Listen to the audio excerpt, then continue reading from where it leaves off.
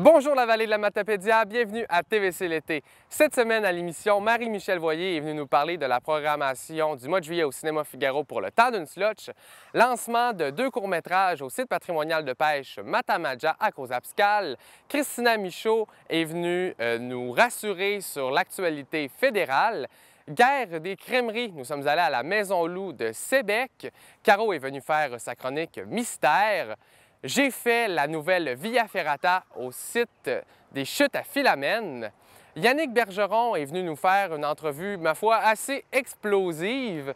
Mia est venue nous dire quoi faire dans la Matapédia.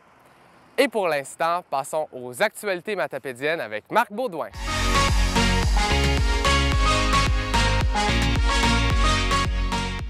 Ici Marc Baudouin, voici vos actualités matapédiennes du 30 juin. Un élève de 16 ans fréquentant la polyvalente Forimont de Cozapscal a été honoré pour des gestes de bravoure.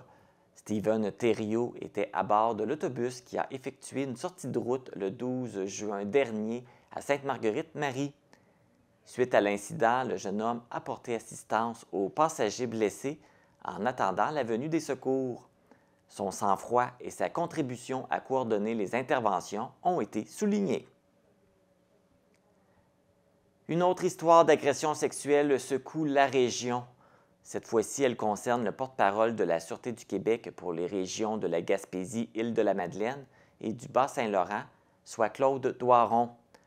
Le sergent est accusé de contact sexuel sur une personne de moins de 14 ans, d'incitation à des contacts sexuels sur une personne de moins de 14 ans et d'agression sexuelle.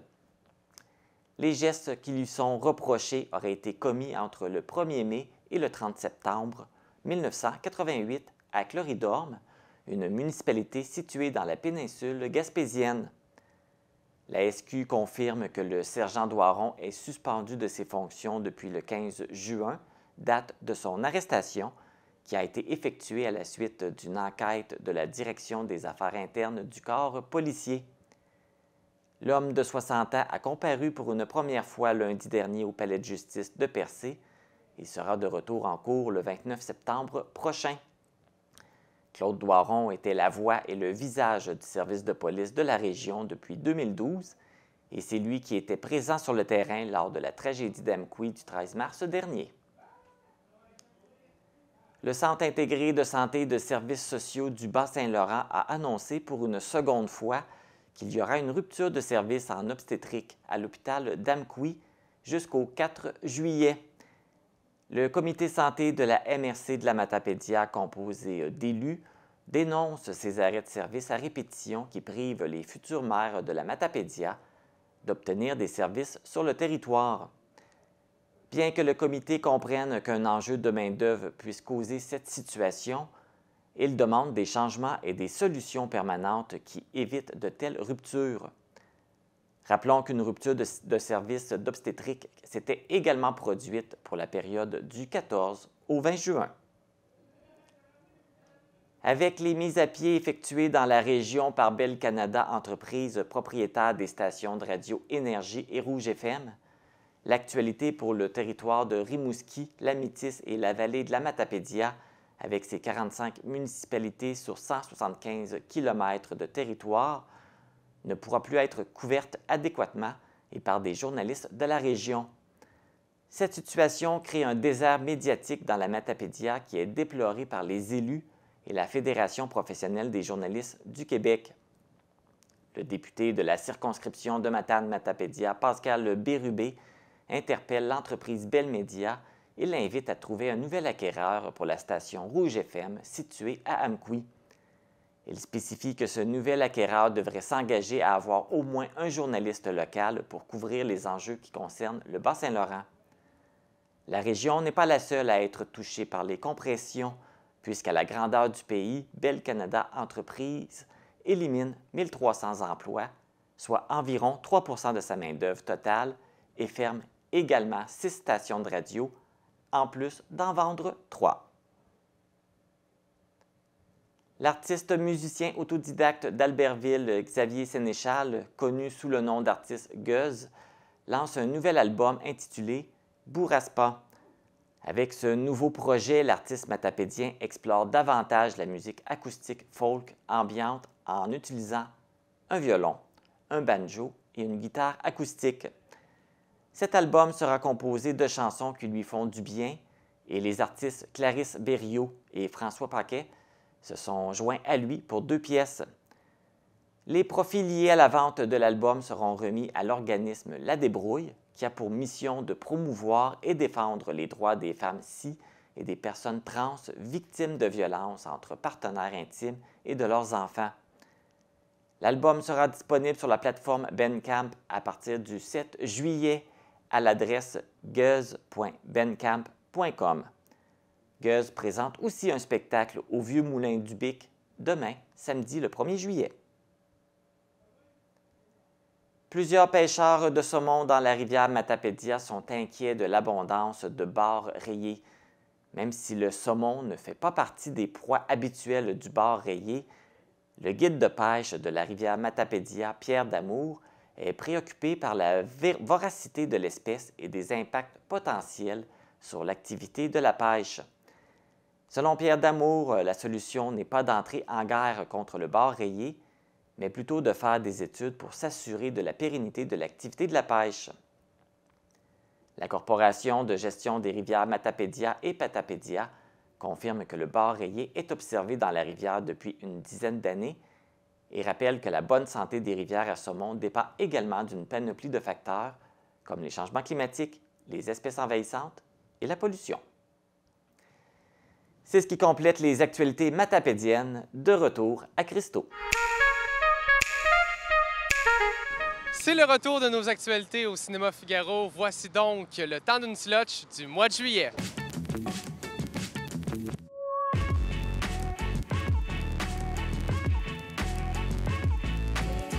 Présentement avec Marie-Michel Voyer, la directrice du Cinéma Figaro, pour nous parler de la programmation du mois de juillet.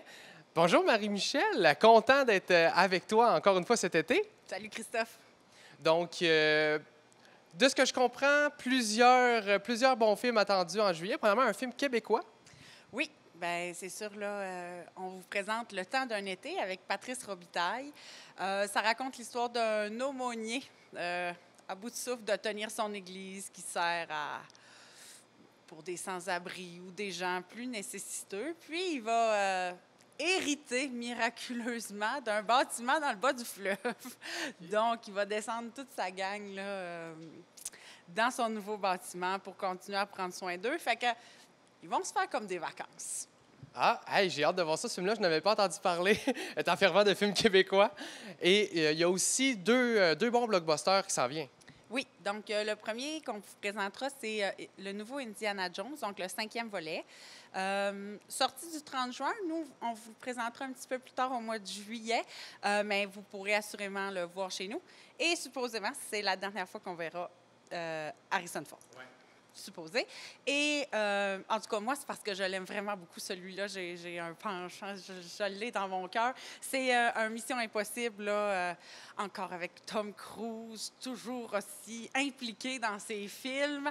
Et c'est un film qui vous sera présenté en 2 volets. Donc, cet été, on a la partie 1 et il y aura une partie 2 l'année prochaine. D'accord. Alors, de bons films à suivre.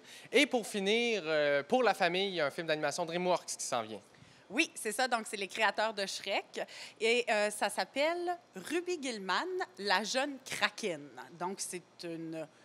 Tu sais, un Kraken, c'est comme une grosse pieuvre, là. Donc, mais elle se retrouve dans une école polyvalente. OK, oui, je pense avoir vu passer la bande-annonce. Oui. Vous commencez à voir un peu les publicités à la télé. Donc, on va jouer élémentaire encore un petit peu. Ruby Gillman sort le 32 juin, mais on va étirer un petit peu pour élémentaire, qui est un très bon film d'animation qui est présentement à l'affiche. Et tout de suite après, on laissera la place à Ruby. C'est bon. Eh bien, Marie-Michel, merci beaucoup d'être venue pour ce temps d'une slotch. Puis on se revoit en août pour la suite de la programmation. Pour suivre la programmation, eh bien, c'est sur le site Internet, sur Facebook. Et bien entendu, on vous invite à fréquenter votre cinéma Figaro d'Amqui. Le 15 juin dernier se tenait à Cause-Abscale au site patrimonial de pêche Matamadja le lancement de 2 courts-métrages sur la rivière Matapédia et la pêche au saumon. Présentement avec Fred Campbell, président et fondateur de la compagnie Hooké. Bonjour Fred, ça va bien? Salut, yes, top shape. On était à la pêche, fait que le saumon pour moi, c'est ce qui m'anime, fait que je pourrais pas être en meilleure forme. Ce soir, tu présentes deux films au site patrimonial de pêche Matamaja. Peux-tu nous parler un peu de ces deux films? Ouais, en fait, le premier film, s'appelle Seul le saumon sait. Puis quand j'ai gagné au tirage au sort pour la cause abscale puis la Patapédia avec Louis Michel, j'avais proposé à la CGRMP de filmer mon aventure puis de voir si on pouvait pas le projeter pour le 150e. Je savais pas comment que l'aventure allait se passer. Puis ce soir, ben, je la présente, puis évidemment, ça a été une de mes meilleures pêches à vie sur la cause abscale puis la Patapédia, suivie de la Restigouche. Fait que ça s'appelle Seul le saumon sait. Puis après ça, ben, on a fait un petit hommage pour le 150e de Matamaja. On est venu filmer ici, on est allé chercher des archives, des guides légendaires, un peu ce qu'on peut voir ici, mais en format vidéo.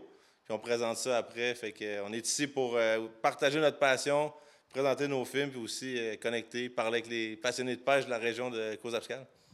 Oui, donc c'est deux courts-métrages documentaires de deux styles complètement différents. Oui, mais en fait, non, je pars à l'aventure, puis c'est moi qui pêche, puis évidemment, ben, on peut voir toutes mes péripéties, les environnements sauvages incroyables qu'on a la chance de voir, des orignaux qui traversent les rivières en descendant en canot, la Patapédia, les gros saumons de la cause abscale, puis le court film de 150 ans pour le Matamaja, ben, c'est un petit reportage pour mettre en valeur ce qui est le site ici. Puis l'histoire, le 150 ans, là, c'est pas rien là, de savoir que ça fait 150 ans que les gens sont venus ici dans les camps pour y pêcher le saumon. Là. Puis on le fait encore aujourd'hui, puis ils sont encore là. Je viens juste de voir un gars accroché pour un saumon. Fait que ça veut dire que ça va bien, là, tu sais. Ouais. Justement, parlant de la rivière Matapédia, pour la compagnie Hooké, tu es allé faire des productions de courts-métrages un peu partout. Qu'est-ce qui rend la rivière Matapédia à Causse-Abscale si unique? Ben, c'est la grosseur de ces poissons, la quantité des poissons. Puis aussi, t'as quand même, ce qui est très unique, c'est que c'est une rivière qui passe en plein centre-ville de Causse-Abscale. Puis t'as la Causse-Abscale qui rentre dedans. Puis tout le monde veut la pêcher, la Causse-Abscale. Puis la seule façon qu'on peut la pêcher, si on ne gagne pas au tirage, c'est de pêcher la rivière qui rentre dans Matapédia. Mais ce qu'on veut, c'est prendre les gros saumons qui sont là quand ils passent là. Mais la Matapédia, c'est une rivière imprévisible.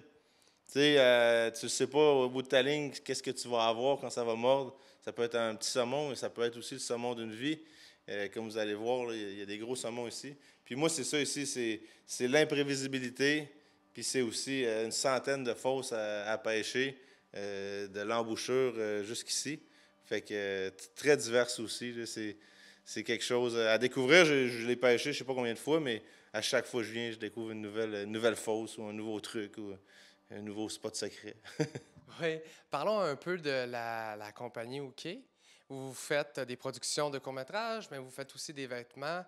Qu'est-ce qui est arrivé en premier, les vêtements ou les films? Dans le fond, ce qui est arrivé en premier, c'est la passion, ma grande passion pour les aventures puis la pêche. Puis c'est sûr que j'ai commencé à faire des films. Puis quand les gens sont venus écouter ces films-là, bien, évidemment, je voulais créer un style, je voulais créer un engouement, mais je voulais monétiser aussi ces productions-là. Puis je me suis dit, si on s'habille d'une certaine façon, puis c'est moi qui le confectionne, puis on le fait de qualité, mais là, les gens, quand ils vont écouter mes films, ils vont vouloir s'habiller comme nous, puis on va créer comme cette grande communauté-là. Fait que les deux se sont arrimés vraiment bien, puis le but, c'était de les faire de la même façon. Tu sais, on néglige à rien. Tu sais, si j'étais pour faire des vêtements, c'était des vêtements de top qualité. Si je suis pour faire des vidéos, c'est des vidéos de top qualité. Fait que quand les deux se sont arrimés, ben là, je pense que là, j'ai créé une marque. Puis là, aujourd'hui, ben c'est 22 employés, c'est 225 détaillants, c'est des ventes partout dans le monde. Mais on n'a jamais perdu l'essence de où que ça vient. Ça vient carrément ici, dans les rivières à saumon. C'est là que l'idée est partie. Tu sais, je me suis dit, ah, wow, je vais montrer ça aux gens. Puis on va créer une communauté de jeunes passionnés sans négliger tous les gens qui étaient là avant, dans le respect. Fait que là, aujourd'hui, j'arrive d'une journée de pêche. C'est des journées records encore, plein de jeunes, des gens qui respectent la faune, qui respectent le saumon. Fait que je pense que c'est mission accomplie pour Hooké, puis j'espère que ça va continuer pour plusieurs années. Donc, je me trompe pas, je pense pas me tromper si je dis que tes films puis ta compagnie, en premier lieu, ça sert surtout à promouvoir l'esprit un peu de la pêche. Oui, en fait, OK, ce que je peux dire, je suis fier, c'est aussi qu'on essaie de conscientiser les gens de mieux marcher avec la nature. On est vraiment des gens de remise à l'eau, de conservation. Fait que c'était de donner une nouvelle image, mais en le démocratisant, puis peut-être en disant, en le mettant, en le montrant à plus de monde, évidemment, on créait un plus gros problème. Il allait y avoir plus de pêcheurs, mais on voulait s'assurer que les pêcheurs aussi respectent ce poisson-là. Ce qu'on peut voir aujourd'hui, c'est qu'il y a très peu de gens qui gardent des saumons. Il y a plus de monde sur les rivières, mais c'est plus de protecteurs sur les rivières. Fait que, OK, pour nous autres, c'est ça, c'est de continuer à partager ce beau message-là. Puis, ben, nos vêtements, ça nous permet aussi d'avoir les moyens de nos ambitions pour continuer à faire nos productions, tout en donnant du linge de qualité aux gens pour se promener sur les rivières, puis être confortable, puis à l'abri de la pluie et tout, là. Et pour finir, pour ceux qui n'ont pas pu être présents au lancement de ces deux films-là, est-ce qu'il va y avoir moyen de les revoir ailleurs? Oui, en fait, le film pour le 150e, lui, évidemment, on va le mettre en ligne, je pense. Il va être en ligne présentement quand on se parle, là, j'imagine, parce qu'après l'événement, on le met en ligne. Puis seul le saumon C, je le garde un peu dans mon back pocket. C'est un projet que je pense que je veux en rajouter encore autour. Il y a tellement de beaux poissons, de belles histoires. Fait que ça, là, c'est... attendez de le voir, le film, là, mais je veux le garder encore un petit bout. Je suis en train de le montrer un peu partout dans les tournées. Je vais le présenter à New York aussi en novembre. Fait que j'ai pas le goût de le montrer en ligne. Après ça, c'est comme fini l'exclusivité. C'est comme s'il était en période de rodage en ce moment. Oui, bien, il a fait le tour du Festival Palme, ça a vraiment bien été. Là, je le présente ici, je l'ai présenté à Toronto, je l'ai présenté à Montréal, je vais le présenter à New York. Fait que je trouve que j'ai quelque chose entre les mains. C'est une vraie histoire de pêche qui arrive quasiment jamais. Puis ça a donné que cette année-là, j'avais un vidéaste avec moi. Puis grâce à la CGRMP, ben, ils m'ont aidé à mettre tout ça en image. Fait que attendez, vous allez peut-être avoir la chance de le voir un jour, mais là, je le garde pour les présentations. Donc, Fred Campbell, merci beaucoup d'être venu à l'émission. Félicitations pour tes films et félicitations pour ta compagnie. Yes, merci. Merci beaucoup. C'est un honneur d'être ici après 10 ans d'aventure avec Hooké, de me retrouver ici. C'est extraordinaire. Merci à toi. Donc, pour suivre la compagnie Hooké et pour voir les différentes productions, entre autres le dernier film sur le 150e anniversaire du site patrimonial de pêche Mattamedja, ça se passe sur le site Internet de Hooké.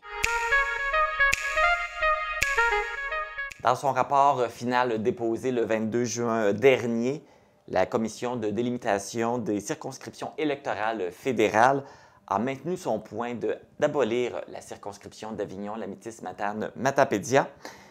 Qu'arrive-t-il maintenant? J'en discute avec la députée Christina Michaud. Christina, bonjour. Bonjour.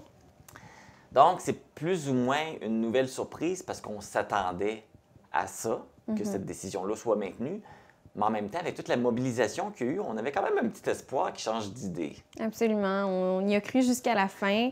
On a eu le temps de se faire à l'idée quand même, mais on a mis tous les efforts pour être sûr que ça n'arrive pas. Finalement, la décision n'est pas celle qu'on aurait souhaitée, mais tu l'as dit, il y a eu une belle mobilisation régionale. En pleine vacances de la construction, l'été dernier, on est allé chercher à peu près tous les élus des paliers municipaux, provinciaux, fédéraux de la région, même le sénateur de la région du Golfe, et tout le monde était unanime. On devait se mobiliser pour protéger cette circonscription-là.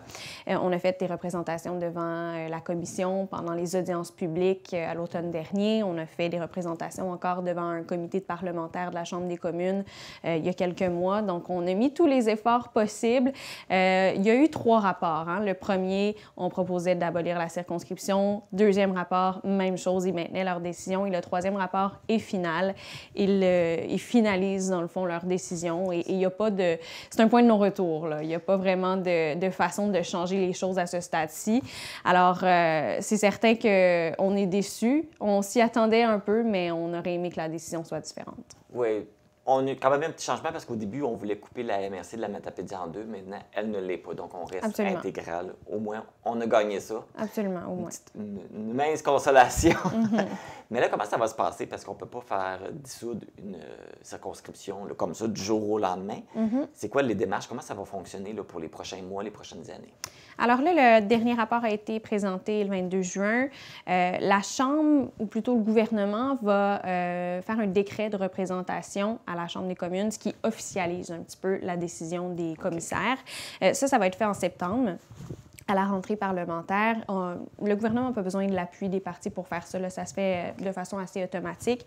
Et à partir de ce moment-là, ça prend environ 7 mois à Élections Canada, au directeur général des élections, pour mettre en vigueur la nouvelle carte. Alors, s'assurer qu'il y ait des bureaux de vote dans les nouvelles circonscriptions qu'on crée, par exemple, parce qu'on se souvient qu'au Québec, il y a une nouvelle circonscription qui est créée dans les Laurentides. S'assurer que les exécutifs de circonscription, l'argent qui a été amassé dans une circonscription qui disparaît, par exemple, soit redistribué de façon égale et juste, j'imagine. Alors, tout ça, ça prend quand même beaucoup de temps.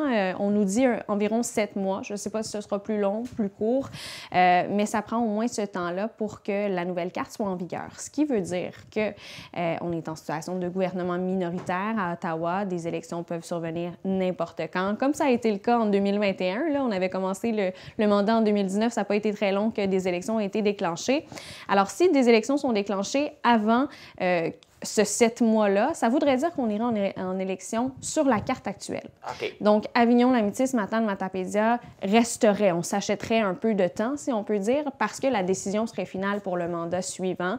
Mais bon, pour la prochaine élection, si elle a lieu avant 7 mois, c'est un peu complexe à comprendre tout ça, mais Avignon, Lamitis, Matane, Matapédia pourrait rester, en fait. C'est ça. S'il y aurait des élections prématurées, étant donné que c'est un gouvernement minoritaire, donc ça serait la seule façon de gagner du temps. C'est la seule solution qui nous reste. Exact. Le seul mince espoir qui nous reste, en fait.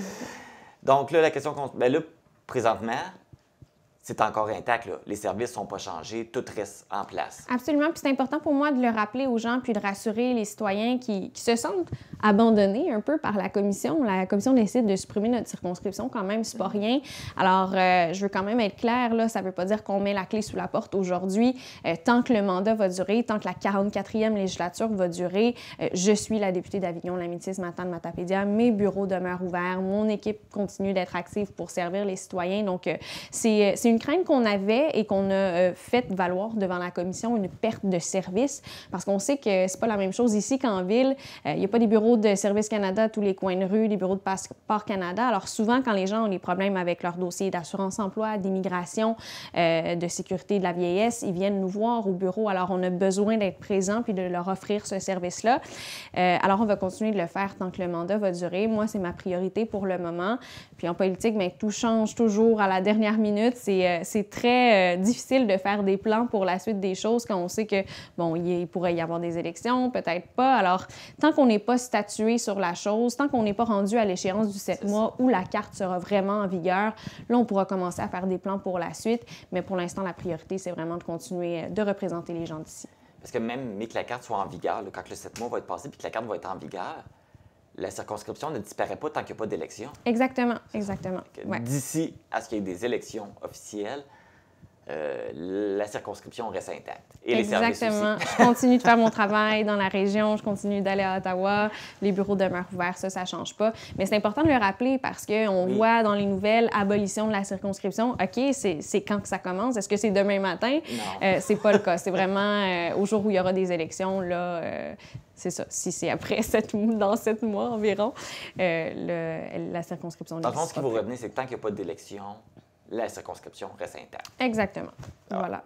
Et quel impact ça va avoir justement cette décision-là sur ta carrière politique? Bien, c'est une bonne question. Évidemment, au départ... quand les gens me demandent quel est l'impact de cette décision-là, moi, je le vois un peu plus grand que moi, évidemment. Je le vois pour l'Est du Québec. Je le vois comme une perte de poids politique. C'est une personne de moins, quand même, qui va se lever à la Chambre des communes pour parler du Bas-Saint-Laurent, pour parler de la Gaspésie, pour parler du développement économique régional, de nos enjeux locaux, l'agriculture, la pêche, la foresterie, etc. Donc c'est vraiment une perte de poids politique, on va le dire comme ça. Puis, on se dit, bien, bien, est-ce que la loi électorale, elle est adaptée à nos réalités d'aujourd'hui? Depuis les années 1960, on a perdu beaucoup de sièges dans l'Est du Québec. On se dit dans 10 ans, dans 20 ans, dans 30 ans, à chaque fois qu'il y a un recensement, à chaque fois qu'il y a un redécoupage électoral, est-ce qu'on va perdre d'autres sièges? Avec les cibles d'immigration que le gouvernement du Canada a, on peut penser que la majorité des nouveaux arrivants vont aller dans les grands centres et aux alentours. Alors, en termes de population, et ça, c'est ce qui a fait changer, bien, pas changer, mais c'est ce qui explique la décision des commissaires en disant, bien, il n'y a pas assez de monde dans la circonscription, c'est le taux populationnel, ce quotient électoral-là. Alors, on se dit, bien, on ne pourra jamais compétitionner en termes de population avec les circonscriptions urbaines. Alors, est-ce qu'il faudrait changer ça? Est-ce qu'on pourrait avoir un quotient électoral différent pour les circonscriptions rurales versus les circonscriptions urbaines? Comme ça, on n'aurait pas à compétitionner entre les deux. On n'aurait pas qu'un seul député à l'est de la ville de Québec, alors qu'on en a des dizaines sur l'île de Montréal. Alors, je pense qu'il faut avoir une réflexion là-dessus. Plus personnellement, évidemment, ben, je me pose la question sur mon avenir politique, c'est certain. C'est pas une situation qui est simple. Si, comme la majorité de mes autres collègues, je savais que à la prochaine élection, peu importe ce qui arrive, j'ai un comté qui m'attend, dans lequel j'ai travaillé pendant plusieurs années. Je me suis fait un nom, j'ai connu les gens, je connais bien la région, tout ça. Le choix serait simple. Je me dirais, ben, je me représente là. Là, c'est pas aussi simple que ça, malheureusement. J'ai deux partis qui s'en vont dans deux comtés différents. Puis ça amène la question, est-ce que je continue de faire la politique aussi? Là, toutes les options sont sur la table. Alors, je me laisse le temps d'y réfléchir, mais comme je le disais, pour l'instant, ma priorité, c'est de représenter les gens d'Avignon, la Métis, Matane-Matapédia. Puis je pense que ce serait un petit peu précipité de ma part de dire, bien, pour la suite, je vais représenter qu'une seule partie de cette circonscription-là. J'ai peur que l'autre partie se sente abandonnée aussi, quand même. Donc, je vais entamer cette réflexion-là, puis ça va se placer dans les prochains mois. Mais on est dans l'incertitude depuis, je vous dirais, presque un an, depuis que la commission a fait son premier rapport. Puis, on est en incertitude dans le gouvernement minoritaire aussi. On ne sait jamais ce qui peut arriver. Donc on navigue là-dedans. Comme on dit, on va traverser la rivière quand on va arriver au pont. C'est ça. Exactement. Christina Michaud, merci beaucoup. Bien, merci à toi. On va te souhaiter le meilleur là, pour la suite des choses. Merci. Bon été. Merci à toi aussi. Donc, avec l'abolition de la circonscription d'Avignon, la Métis, Matane, Matapédia, les MRC touchés se retrouvent dans deux nouvelles circonscriptions, soit Gaspésie, les îles de la Madeleine, Lustigouche et Rimouski, la Matapédia.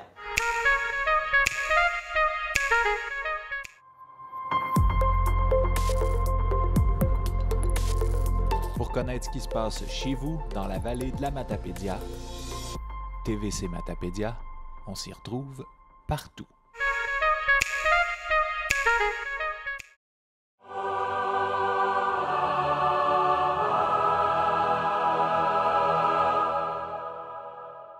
Nous sommes rendus au segment La guerre des crèmeries où à chaque semaine, nous allons visiter une crèmerie pour déguster une molle marbrée dans de l'arrobage chocolat au lait pour, au final, à la fin de la saison, vous dévoiler ce qui est, selon la TVC de la Matapédia, la meilleure crèmerie matapédienne. Je suis en compagnie de notre chroniqueuse Mia. On est où, Mia, aujourd'hui? À la Maison Loup à Sébec.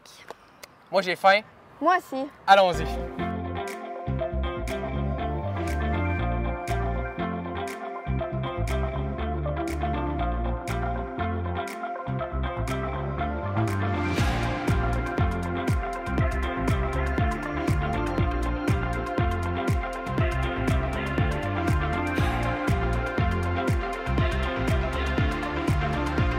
La crème glacée est faite à partir de la crème agro pure naturelle et le chocolat est fait d'une compagnie québécoise.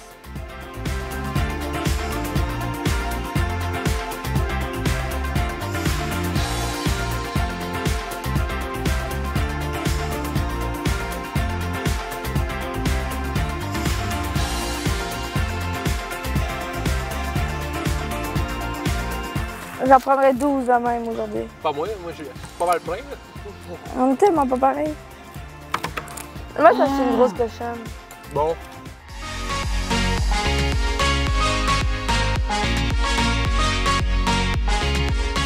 On est maintenant rendu à la première chronique mystère de la saison. Comme son nom l'indique, à chaque chronique, je vais avoir des chroniqueurs invités qui vont venir me parler de sujets que j'ignore. Aujourd'hui, pour la première chronique de la saison, j'ai décidé de faire ça en grand. avec mon amoureuse Caro. Salut Caro! Salut! Ça va bien? Ben oui, toi. Moi aussi, ça va très bien. De quoi tu veux me parler aujourd'hui? De ce que j'aimerais te parler aujourd'hui, en fait, Christo, c'est la 4e saison que tu animes TVC l'été. Ouais. Et pour cette 4e saison, j'avais envie de savoir si notre animateur chouchou connaît bien son TVC l'été. Oh! J'ai donc un petit quiz pour toi OK. sur les saisons 2020, 2021 et 2022. Donc, les trois Les premières 3 dernières saisons. Les saisons. 3 dernières saisons. OK. Oh, j'aime ça, c'est cool. Est-ce que tu es prêt Oui. pour ta première question? Puis c'est drôle, faut savoir avant que tu commences que j'arrête pas de dire que je suis un Wikipédia des TVC l'été, puis que je connais TVC l'été comme le fond de ma poche. C'est ce qu'on va voir C'est ce qu'on va aujourd'hui. voir. Donc, mon cher Christo, Ouais. en 2020, tu étais chroniqueur, Ouais. comme moi en ce moment. Puis, le 31 juillet, avec Zoé, vous Ouais. êtes allé faire une activité. Cette activité avait une particularité architecturale particulière. Qu'est-ce que vous êtes allé faire pendant cette activité-là? Attends, architectural? Ouais. Attends, faut que je pense. Pendant ta chronique, pendant l'activité, là, je me rappelle, tu disais c'est beau l'architecture, puis t'aimais full la bâtisse, là.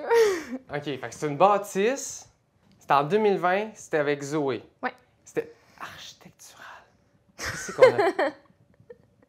Faut-tu savoir que j'ai la réponse ou je peux ne pas l'avoir sur le premier? Moi, c'est le architectural qui marche pas dans T'as ma le tête. droit de donner ta langue au chat. Hey, j'aurais pas le choix de donner ma langue au chat pour le premier, je le sais pas. Vous êtes allé voir le Belvédère à Matapédia. Oh oui! Le fameux belvédère à Matapédia. Oui, mon Dieu. Je l'avais pas oublié, mais je cherchais quelque chose d'architectural. Ben, tu sais, il y avait plein de planches de bois, c'était Ouais, fait en c'était vraiment cercle. beau, ouais. Ouais. Bon, je vais essayer d'aller plus facile pour la deuxième. On a vu que la première, ça n'a pas trop marché. C'est un grand Wikipédia. OK, facile. OK, L'année passée, OK. qui, entre toi et Marc, a gagné le défi Fort Cozap? C'est Marc, mais de tellement peu de temps. Mais oui, c'est Marc. Eh oui, c'était Marc. Ça, c'était juste pour rappeler que j'avais perdu cette compétition. C'est juste pour ça que Non. t'as mis ça. Troisième question. Oui. Peut-être plus difficile, celle-là. OK. Concentre-toi, là. Oui, oui. Saison 2021. Tu étais OK. animateur avec Raph. Ouais. Puis pour la saison des génériques d'ouverture, ça présentait plusieurs choses. Je t'en nomme quelques-uns. OK. Essaye de trouver le manquant. Oh my God, OK. Actualité matapédienne, entrevue décontractée, chronique, suggestion d'activité. Il en manque un. Dans la saison 2, c'était pas Débat Vox Pop? Oui! Oui, saison 2, c'était les débats Vox Pop, oui. Quelle année et où était présentée l'exposition de sculpture de saumon? Ah, ben ça, c'est facile. Ça, c'est l'année passée avec Marc, site patrimonial de pêche Matamaja, Donc, à 2022. cause d'Abscal. Ouais. Bravo! Oui, en 2022, oui. En 2021, vous avez fait la guerre des poutres. Ouais. Qui a gagné la guerre des poutres? C'est la cantine du bonheur à Crozapscal. Puis, fait intéressant, encore aujourd'hui, le trophée de la guerre des poutres est présent à cette cantine. Ils sont vraiment très, très fiers de ce prix. Une plus facile pour toi. OK.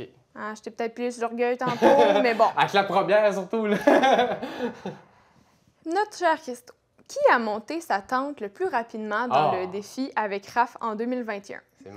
C'est moi. Puis c'était tellement drôle parce que Raph, avant le tournage, elle avait fait un sondage Instagram, puis personne n'a voté pour moi. Tout le monde pensait que c'est elle qui allait gagner. Puis je pense que je l'ai battue de 1 minute ou 1 minute 30. Ouais. Là. Je l'ai vraiment battue de beaucoup.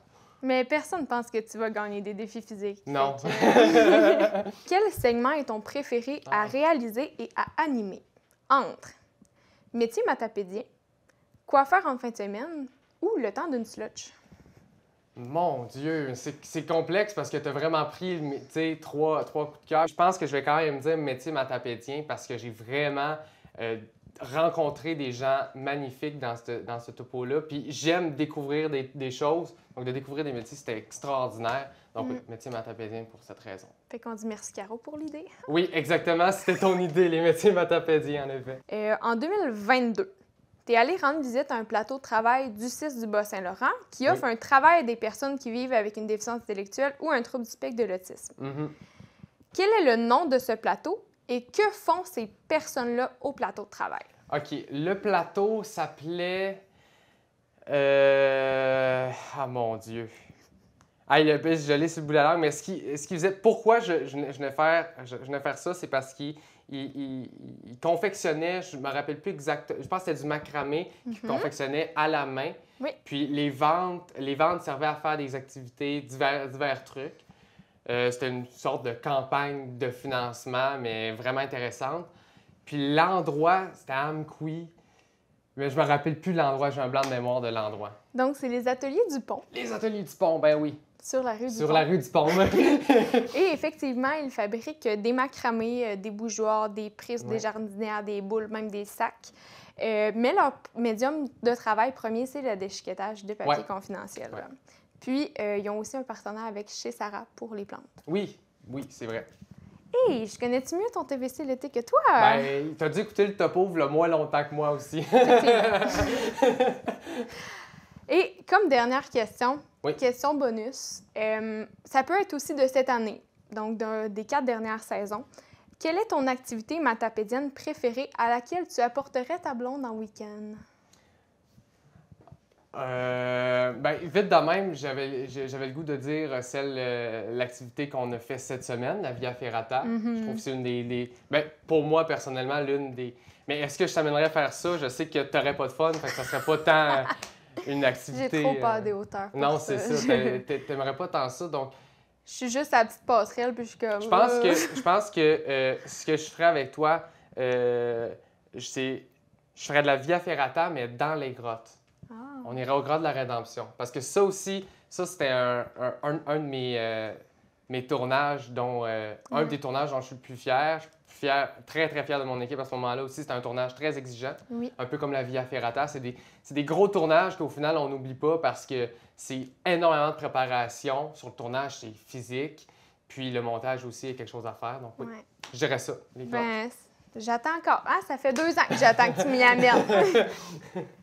Fait que c'était ma dernière question pour toi, mon cher Christo. On pourra mettre tes points, là. Ouais, on mettra ça. Là. Je sais pas si j'ai passé le test. Est-ce qu'il a passé le test? À vous de nous le dire à la maison. Exactement. Eh bien, merci beaucoup d'être venu, Caro. C'est vraiment un plaisir de faire ça avec toi. Puis, en même temps, merci beaucoup pour ce quiz parce que ça nous a ramené dans des souvenirs. En tout cas, Ouais. moi, ça m'a ramené dans beaucoup de souvenirs. Moi aussi. Donc, en espérant te revoir comme chroniqueuse cet été, À voir. à suivre.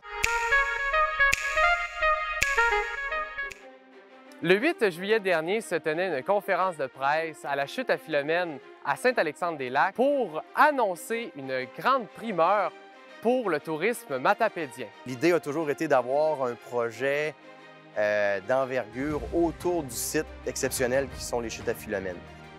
Quand il y a eu la conférence de presse, je me suis dit, moi, il faut que je la fasse. Puis là, je suis ici à matin.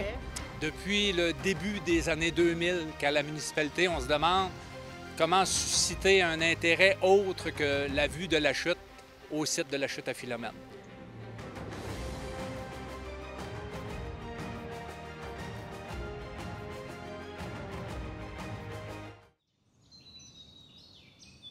La Via Ferrata, c'est un parcours hybride d'escalade et de randonnée sur parois rocheuses. Ça ici, c'est les échelons. OK. Il va en avoir beaucoup. Tu peux mettre les pieds, tu peux t'accrocher dessus, on peut se léger court. Et si je le fais, c'est raté pour ça, ça a été testé pour. Les poignets, pour encore s'accrocher, mettre des pieds. Juste à côté de ça, on a des marches. OK. Pour mettre des pieds. Ici, on a la ligne de vie. Oui. C'est là-dessus que ton gros crochet va être accroché. OK. Puis en haut, je sais pas si tu vois la queue de cochon. Oui. Ça, quand tu vas faire un changement de section, Oui. c'est là-dessus que tu fais ton long écho. Fait que quand tu veux prendre du repos, la longe courte, c'est magique. OK. Moi, dans le cadre de mon métier que je fais, ça va arriver très souvent que je vais me longer court, masser, puis regarder tous mes clients, parce que ça va m'aider moi personnellement, puis je prends pas d'énergie. Puis en même temps, on profite de la vue. Exactement. J'arrive sur le pont. Wow! Donc, gang, c'est officiellement commencé.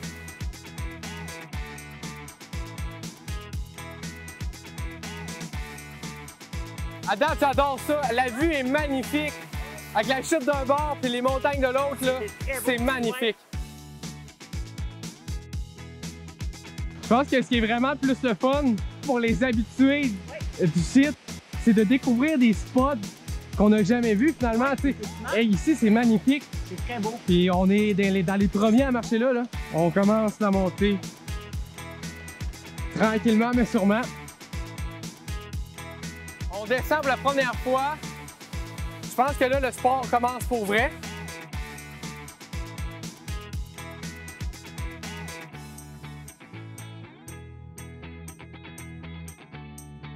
En ce moment, j'ai pas le vertige, ça va bien pour vrai.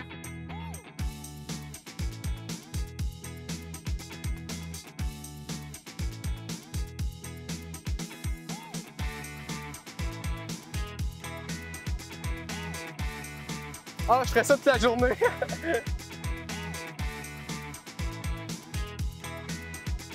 Je suis curieux de savoir, eux, tu sais, d'en haut, ils nous voient comment, tu sais. On doit être deux petits points qui bougent.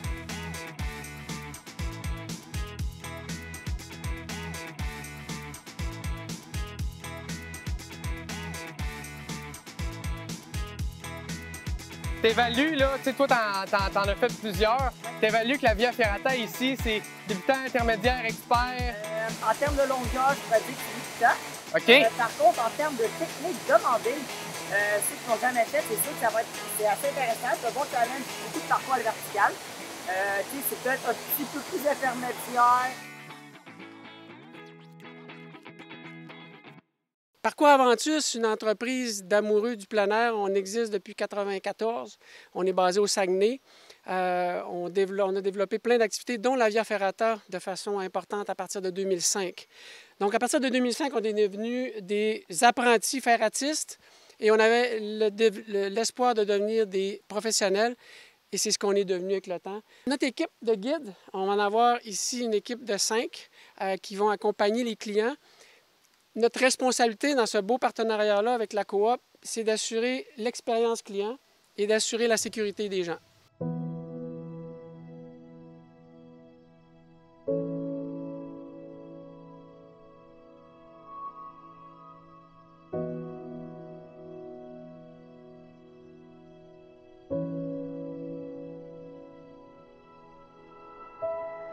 Ah non, mais pour vrai, la vue ici, là, ah, c'est un des plus beaux endroits de Matapédia.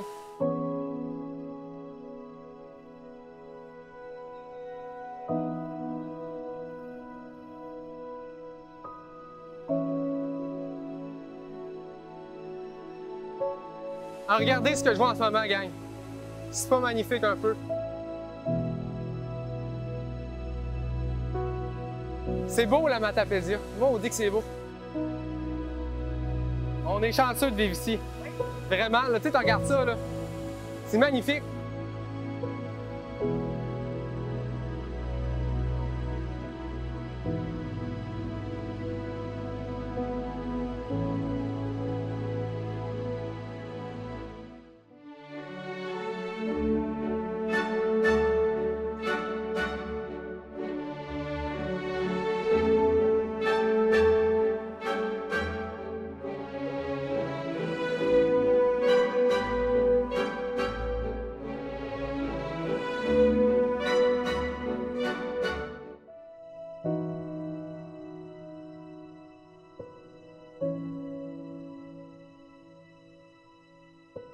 Ça a super bien été pour vrai.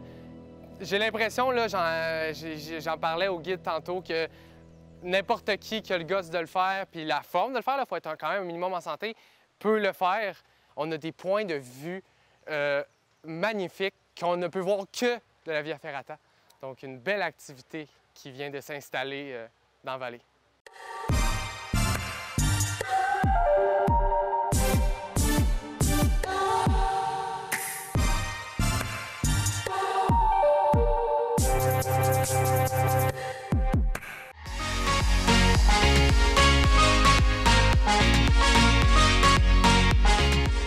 Bienvenue à cette nouvelle chronique de Complètement Culture en collaboration avec Tission Morticus. Le 13 juin dernier, l'artiste jeunesse, chimiste et professeur Yannick Bergeron est venu faire une série de spectacles jeunesse pour les jeunes.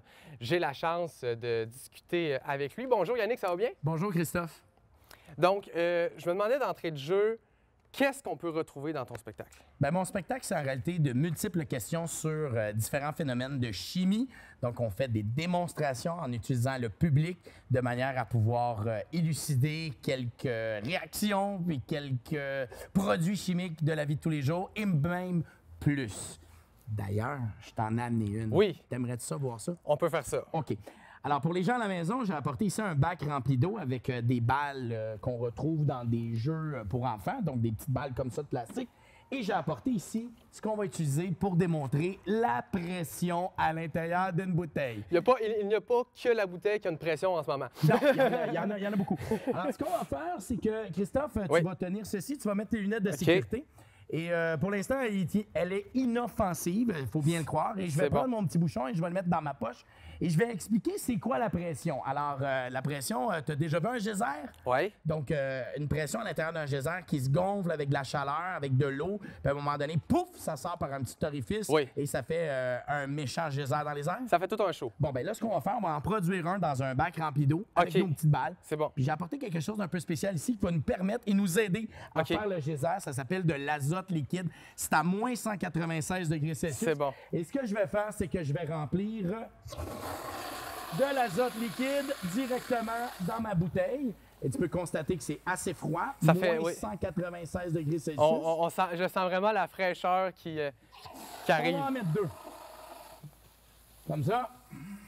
Alors, j'utilise toujours un gant de protection pour mes mains. Et un troisième. Question d'avoir vraiment du plaisir. Et on n'a plus besoin de ça. Maintenant, où est mon bouchon? T'en souviens-tu? Dans ta poche. Dans ma poche. Alors, on va aller chercher le bouchon dans ma poche. Je vais mettre ça sur ma bouteille qui est juste ici. Et on a environ 7 minutes avant que la bouteille éclate. Donc, 7 minutes avant que la bouteille éclate. Ce qu'on va faire, c'est qu'on va la mettre là-dedans. On va rajouter les balles, puis on va circuler. C'est bon. C'est bon. Attention, c'est parti. Je suis à une bonne distance, quand même? Oui.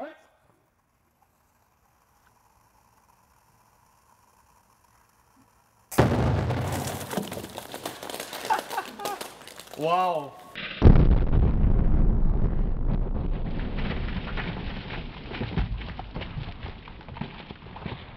Ça, c'est ce qu'on appelle un geyser. C'est impressionnant. Une explosion contrôlée de balles et c'est vraiment génial. Qu'est-ce que tu en penses? C'est très impressionnant. L'effet? L'effet que ça fait, ouais. Hein? Je l'avais vu sur scène, mais de le voir de proche, oui, ça fait quelque chose. C'est ça que je démontre dans mon spectacle, des choses qui sont inusitées, des choses qui peuvent être réalisées par un professionnel, par un chimiste. Donc, on a tout simplement créé une énorme pression dans la bouteille. La bouteille a pu résister et il ne reste plus grand-chose dans la bouteille. Et les balles ont pu absorber le choc et c'est vraiment génial à ce moment-là. Et on explique la chimie, autant la chimie dangereuse que la chimie amusante.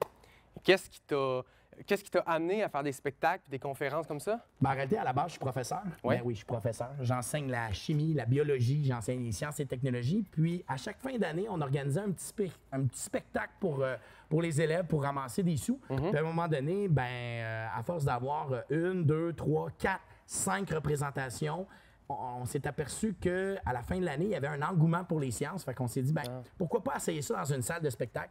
Et j'ai eu la chance de venir présenter un de mes premiers spectacles ici même à Amqui avec Michel de Diffusion Morticus. Je suis bien content. Ton spectacle qui s'appelle La magie de la chimie a fait plus de 5000 représentations. C'est vrai. Pensais-tu en faire autant? Non. En réalité, je pensais faire une carrière de professeur toute ma vie. Puis à un moment donné, il est arrivé une croisée des chemins où j'ai pu choisir entre faire du spectacle ou faire de l'enseignement. J'ai pas été capable de faire un choix. Donc maintenant, j'ai tracé une voie en plein centre dans laquelle je fais autant d'enseignement que de spectacle. Mais je pensais pas faire 5000 spectacles et d'aller dans des endroits inusités comme le stade olympique ou dans des salles de spectacle un peu partout à travers le monde. Non, je pensais pas faire ça un jour. Qu'est-ce que tu préfères dans le fait de faire des spectacles pour les jeunes? Bien, c'est de voir l'émerveillement des enfants, de voir leurs yeux, de voir leurs cris, de voir leur stupeur, de voir que la chimie, c'est quelque chose qui n'est pas très connu, mais de sentir toute cette belle énergie-là quand les enfants voient des explosions ou des expériences qui sont spectaculaires, des changements de couleur et qui peuvent s'attarder à quelque chose qui est vraiment le fun au niveau de leur vie. Tu es aussi chroniqueur dans Les Petits Débrouillards depuis 1999. Félicitations. Merci. D'abord, est-ce que tes chroniques sont semblables à ton contenu sur scène? Du tout. En réalité, mes chroniques, ça a un rapport avec la méthode scientifique. On présente en réalité une expérience avec un titre accrocheur, une question, une liste de matériel, des manipulations, une explication scientifique, tout ça à travers des jeunes qui vont faire semblant de faire l'expérience. On va les prendre en photo, puis ensuite de ça, on va faire même des capsules sur le web. Donc, en 27 ans de métier, on a réussi à trouver différentes façons d'élucider les sciences, mais c'est des expériences qu'ils peuvent faire à la maison avec du matériel facile, comme du blob ou la danse des gouttelettes ou encore transpercer un ballon avec une aiguille. Je leur montre toutes sortes de choses, toutes sortes de phénomènes inusités qui ont rapport avec leur environnement et surtout avec leur quotidien. Et tout ça dans le but de permettre aux jeunes d'apprécier puis de rendre la chimie peut-être un peu plus accessible? Ah, la chimie, les sciences, mais de rendre aussi le fait que les sciences, ça l'amène quelque chose de différent des jeux vidéo, ça l'amène quelque chose de différent au niveau du sport, ça l'amène une curiosité intellectuelle que je veux essayer d'inculquer aux élèves qui sont devant moi. Eh bien, merci beaucoup, Yannick Bergeron, d'être venu à l'émission pour nous parler de chimie, nous faire cette belle démonstration. Je suis encore un peu sous le choc. C'est correct, ça. On aime ça. Hey, bye-bye tout le monde. Merci.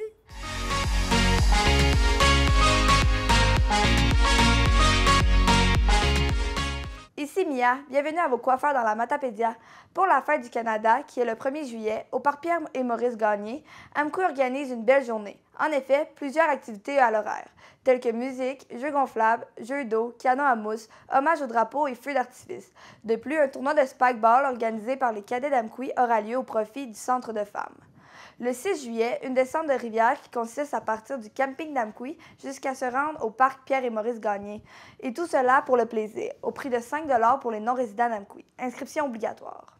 Toujours le 6 juillet, au parc de la Pointe à Coutapscal, aura lieu un cinéma plein air. Pour toute la famille, apportez vos chaises et vos breuvages. Le popcorn sera gratuit. En cas de pluie, l'activité est annulée.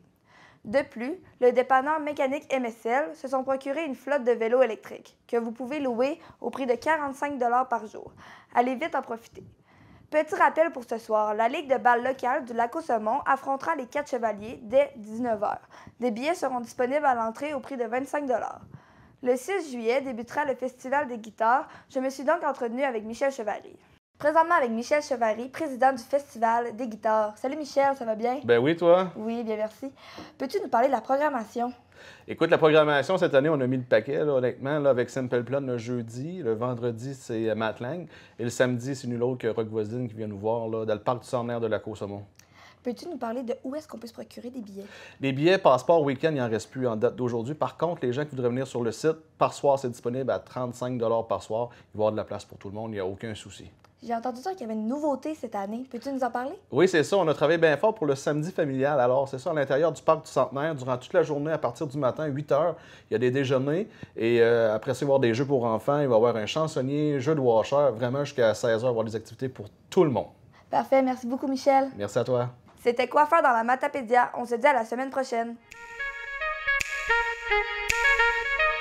Et voilà, c'est ce qui complète l'émission cette semaine. Si vous l'avez aimé, sachez qu'elle est disponible en rediffusion en entier ou par segment sur notre chaîne YouTube. Merci d'avoir été des nôtres. Bonne semaine et on se dit à la semaine prochaine pour une autre émission de TVC l'été.